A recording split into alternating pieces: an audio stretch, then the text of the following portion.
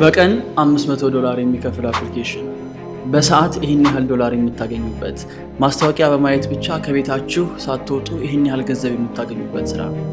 ሁሉም ውሸት ናቸው። ዛሬ ለተማሪዎች የሚሆኑ የኦንላይን ስራዎች እናወራለን። ስትመርጡ ፈን የሆነ እየተዝናናችሁ ልትሰሩት የምትችሉት ነገር እንዲሆን ሌላ ተጨማሪ ነገር ሳላወራባችሁ ወደ ስራዎቹ እንገባለን። የመጀመሪያው እኔ ሪከመንድ የማደርጋችሁ ሰርቪስ ፕሮቫይደር ነው። ስፔሻሊ ደግሞ አሁን ላይ በእኔ እምነት ተማሪም ሆነው ሰራተኛም ሆነው በሳይድ ኢንካም ገንዘብ ለማግኘት ቤስት ፕሌስ ብዬ የማስበው ኢንተርኔት ነው።